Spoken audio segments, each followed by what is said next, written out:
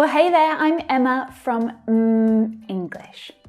Today, we're going to talk about leveling up your English, taking your English to the next level, from intermediate to upper intermediate, from upper intermediate to advanced and beyond.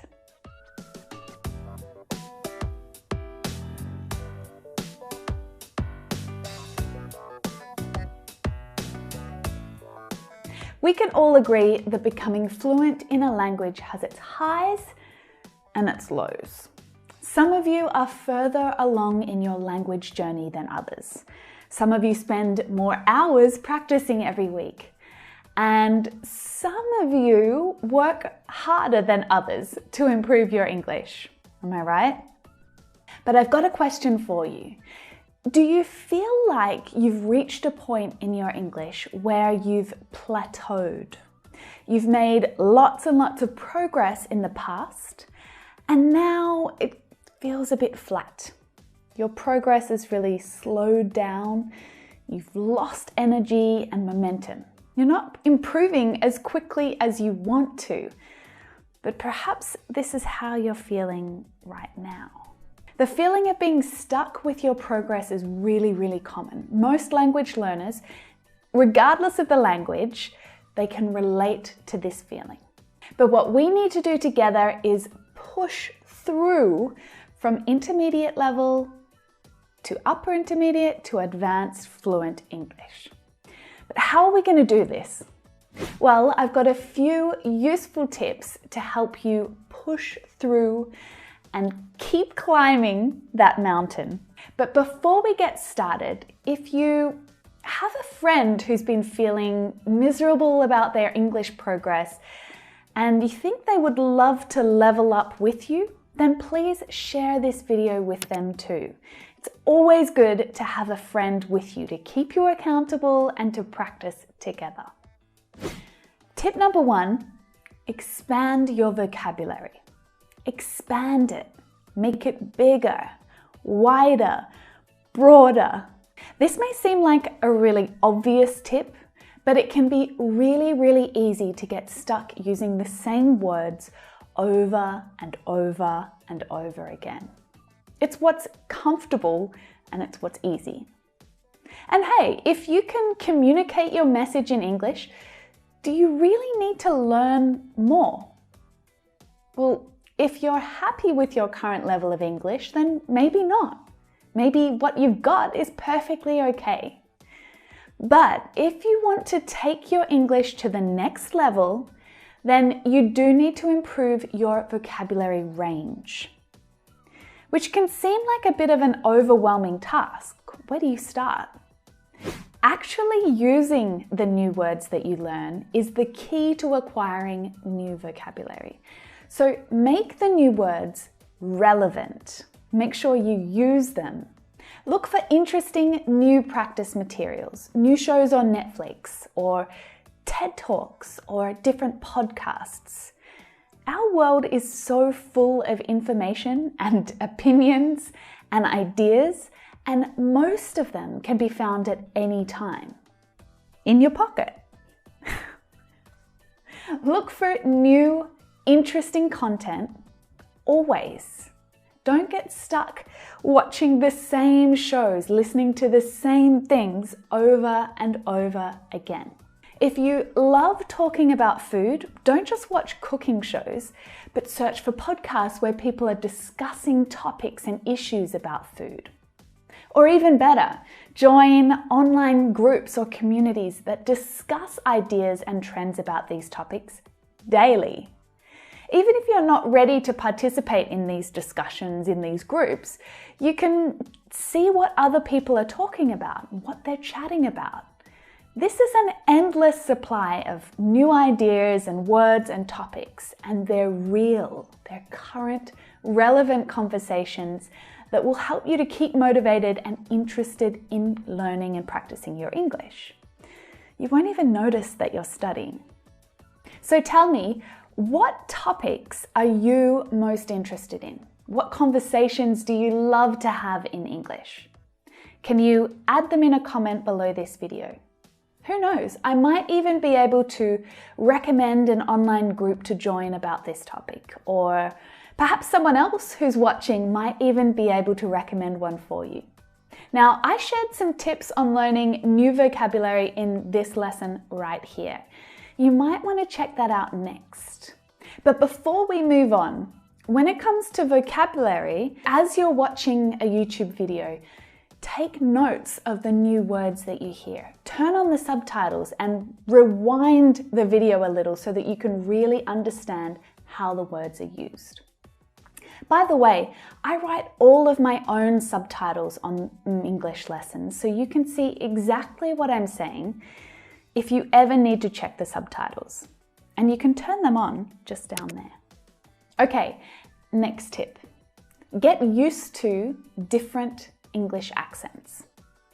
Now, hands up if you've ever experienced this situation.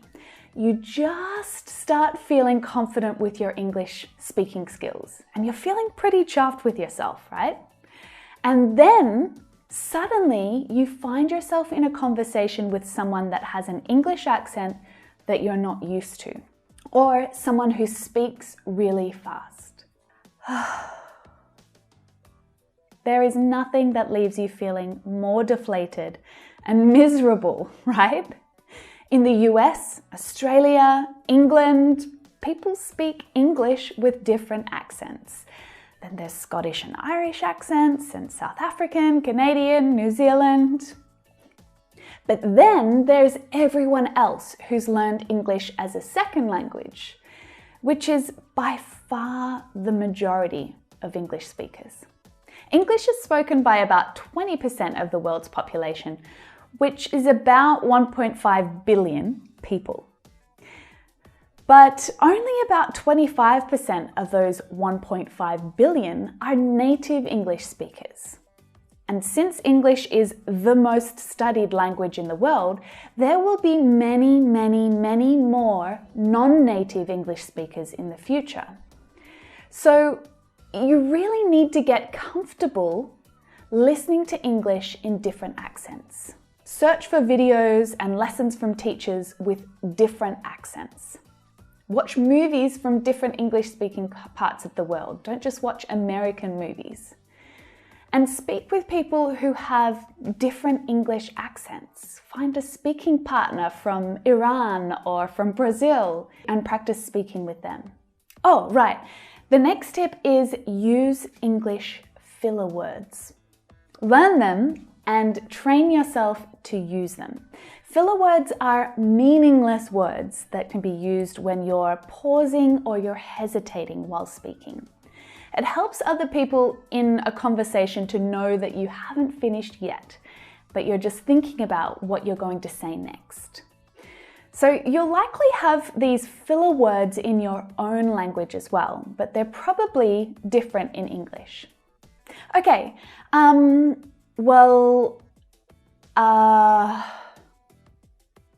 right. Basically, you see, I guess,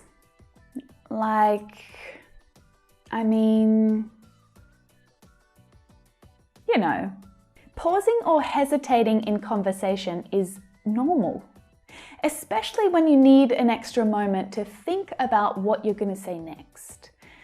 And since we use filler words without actually really thinking about them, your instinct or your habit will be to use filler words from your native language.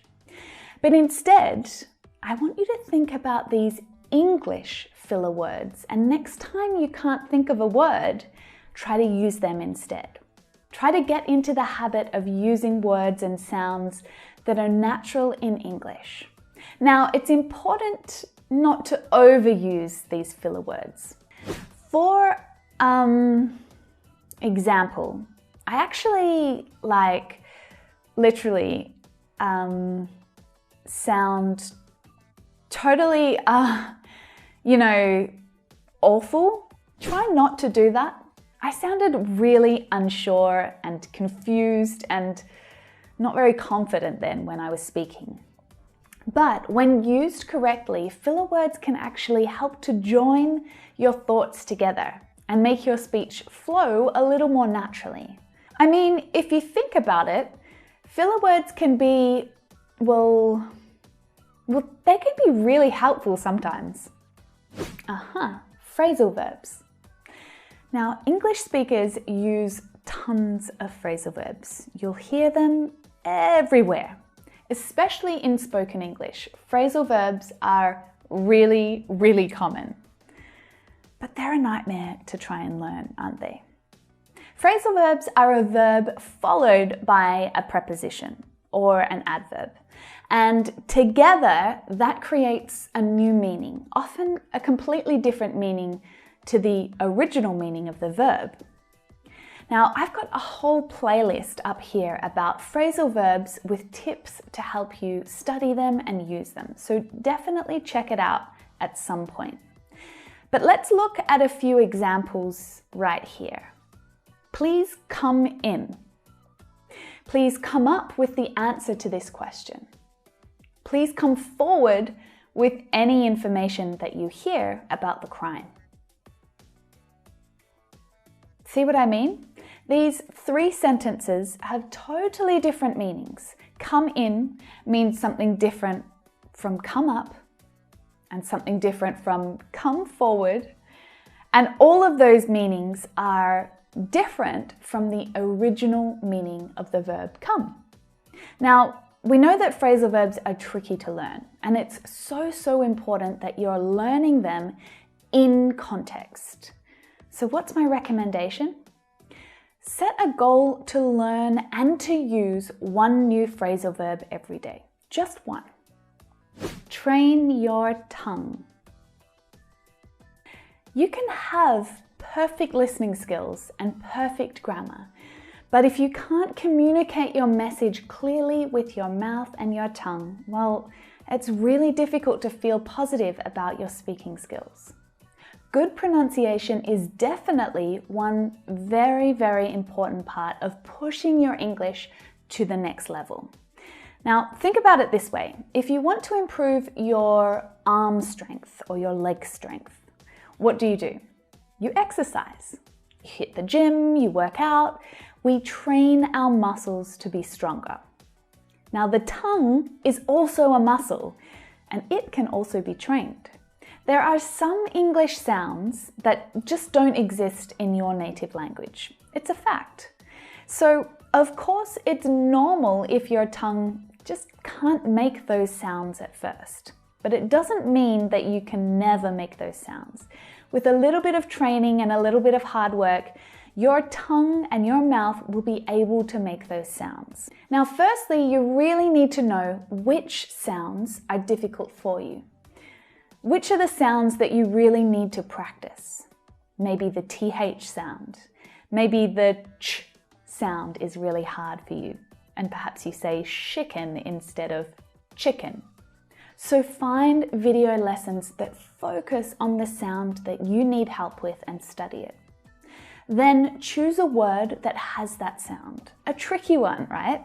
And say it over and over and over again. Squirrel, squirrel, squirrel, squirrel, squirrel. Say it until you can't say it anymore, until your tongue is really tired. And it will feel tired, just like your stomach's going to feel tired after you do 100 sit-ups. But better still, what if you practice pronunciation while you were exercising? Sixth. As you train your tongue muscles, those tricky words and sounds will become easier and easier to make. It just takes a little practice, consistent practice. So they're my tips to help you level up in English. And I want to know if you've got any others that you want to add. Please share them in the comments below. If you're an advanced level English learner, how did you push through the difficult times? The times when you almost gave up? How did you take your English to the next level? Can you share any advice with the other English learners who are here watching today? Here are the links to some of the lessons that I talked about during this video. So I'll see you in the next lesson.